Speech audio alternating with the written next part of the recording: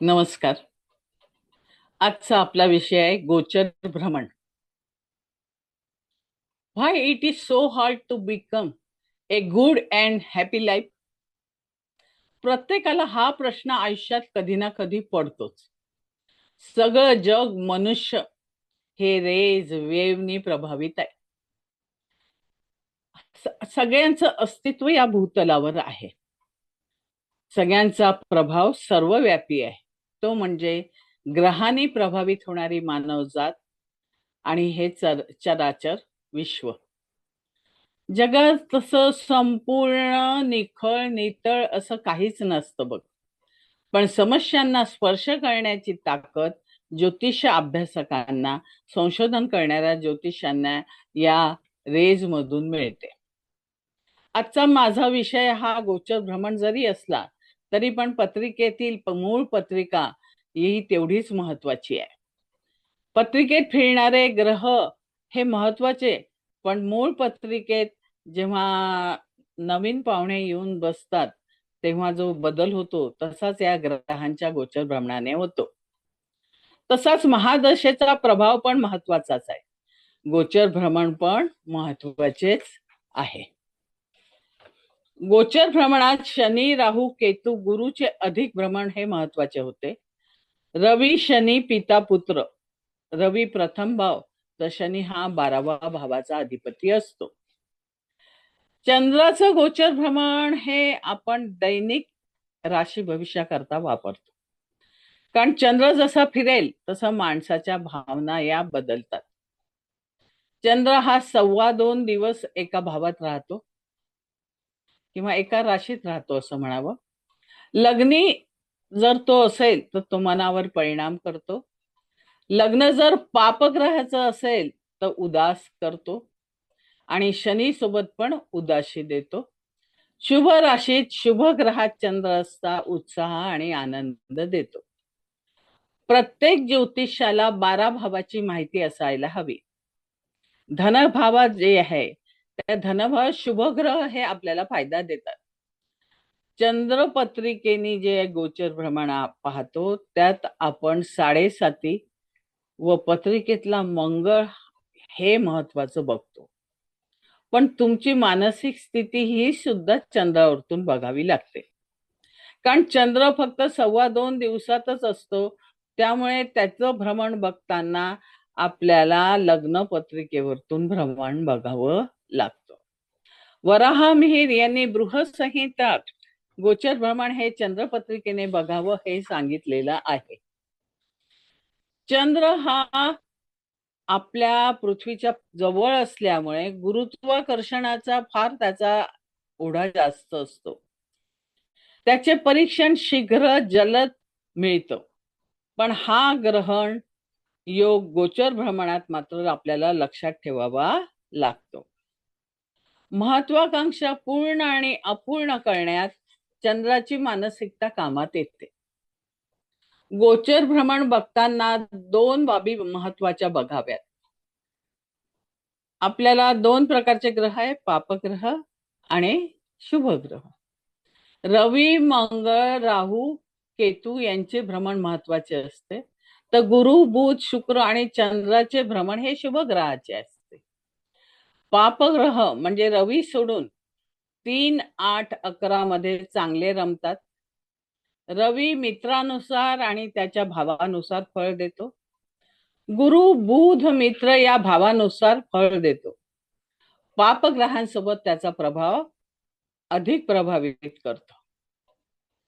मंगळ कर्तृत्व देतो तर त्याच्या तत्वानुसार देतो. बहुतेक ग्रह हे आपापल्या स्वभावानुसार फळ देतात. शनी 9 आणि 10 स्थानात शुभ फळ देतो, तर चंद्र फक्त 56 तासच एका राशीत असल्यामुळे पटकन भावातनं निघून जातो आणि जे उदास असलेलं मन असतं त्याच्यात बदल होतो. बुध 19 दिवस एका राशीत राहतो, त्यामुळे त्याचं फळ चालू होत नाही तर लागली लागली संपायला येतं. शुक्र 25 दिवस एका राशीत राहतो आणि तुमचे स्वप्न पूर्ण करायला मदत करतो. कार्य पूर्ण झालं नाही तर खूपदा फळ अपूर्ण पण राहतं. आताच्या पिढींच्या महत्वाकांक्षा खूप मोठ्या आहेत, अमर्याद आहेत. त्या पूर्ण किंवा अपूर्ण यात गोचर फार महत्वाचं ठरतं आणि महादशा पण प्रभावित ठरतात. मूळ पत्रिकेत ग्रहांचे शुभ अशुभत्व बघून गोचर भ्रमणातील त्याच्या फळांवर त्याचा परिणाम आपल्याला बघावा लागतो. गुरुचे गोचर भ्रमण हे सगळ्यात महत्वाचं. आता बघा, सध्याचा गुरु हा मिथून येत आहे आणि 12 तारखेला तो मार्गी होणार आहे. गुरुचं वक्र भावातलं जे भ्रमण असतं ना, ते शुभ कार्य किंवा आपल्या अनेक कार्याला अडथळा निर्माण करतं.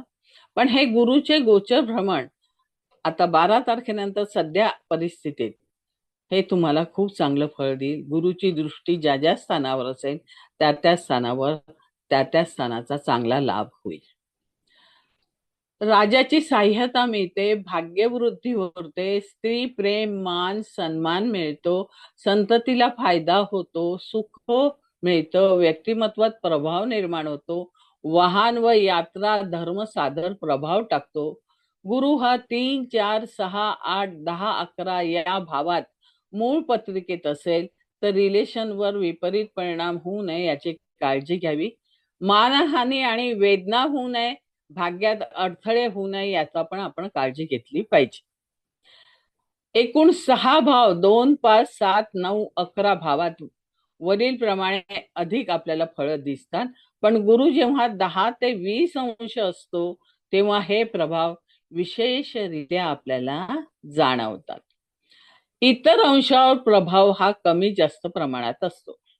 महत्वाचे म्हणजे गुरु शनी राहू केतू हे 28 अंश झाले की समजा आता 3ऱ्या भावात आहे आणि 3ऱ्यातनं 4थ्या भावात जाणार आहे, तर तो 28 अंशावर आल्याबरोबरच 4थ्या भावाचं फळ द्यायला सुरुवात करतो. शनी हा ग्रह 1 अंश पूर्ण करायला जवळपास 1 महिना घेतो. तो प्रामुख्याने 15 ते 20 अंशावर तीव्रतेने फळ देतो. इतर 0 अंश कमी जास्त तो प्रभाव दाखवतो. त्याचे गोचर भ्रमण भावानुसार बदलतं. 3, 6, 11, 10, 9 मध्ये तो चांगली फळं देतो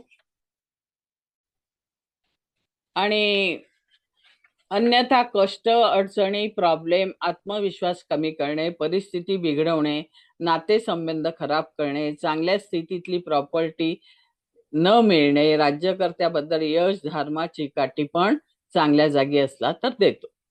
शुक्राचे महत्वाचे काम म्हणजे ऐश्वर्य देणे. शुक्राचे काम 11-12 मधील गोचरात शत्रूला पराजित करतो, स्त्रियांचा लाभ देतो, सामाजिक कार्यात यश देतो.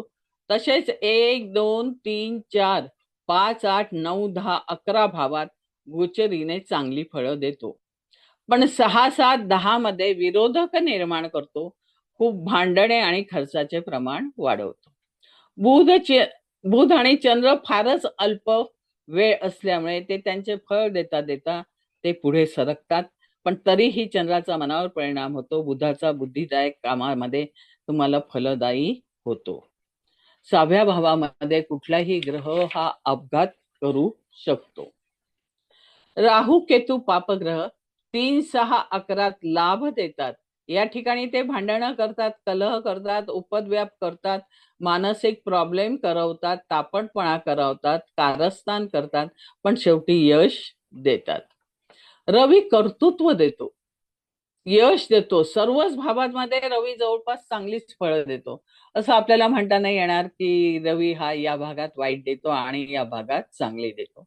रवीची युती आणि दृष्टी पण तुम्हाला खूप लाभदायक ठरते. शुभ अशुभ ग्रह गोचरीने एकत्र आले तर प्रॉब्लेम निर्माण करतात. शनी षष्ठात कमरेचे दुखणे हमखास देतो, आजार पण देतो. षष्ठातील ग्रह हे आजार देण्याकरता पुढाकार घेतात, पण गोचर संपले की आजाराचं प्रमाण कमी होतो किंवा आजार संपतो. चंद्र लग्न व लग्न राशी लागोपाठ आल्या, जसं कर्क आलं आणि कर्क नंतर सिंह आलं, तर अशा व्यक्तीला 7.5 कंटिन्यू 14 वर्ष भोगावी लागते गोचर भ्रमणात. आणि फळं पण जवळपास चंद्रपत्रिकेने बघा, लग्नपत्रिकेने बघा, कुठेतरी खराब होतात, कुठेतरी चांगले होतात. त्यामुळे लागोपाठ लग्न आणि चंद्रपत्रिका असेल तर त्या व्यक्तीला कुठलाही त्रास हा जास्त दिवस भोगावा लागतो.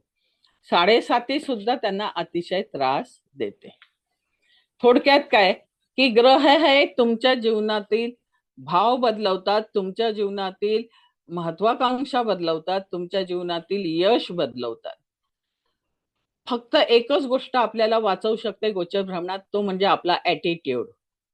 Man can change his attitude by changing what he think about. हे म्हणणं सोपं आहे. आपण म्हणतो की ॲटिट्यूड बदलणं सोपं आहे, असं म्हणायला सोपं आहे, पण प्रत्यक्षात करायला खूप कठीण असतं. तेव्हा जेव्हा हा गोचर भ्रमणाचा कालखंड असतो तेव्हा मनाने स्ट्रॉंग राहा. एकंदर पत्रिका पाहून निश्चित व्यवस्थित विचार करा. आणि आयुष्य हे खूप म्हणजे अगदी सुखाचंच नाही आहे, तर दुःखाचे पण काही आपल्याला येणार आहेत क्षण. त्याला सामोरी जाताना आनंदाने जा आणि त्या संकटावर मात. एवढं बोलून मी माझे हे गोचर भ्रमणावरचे व्याख्यान संपवते.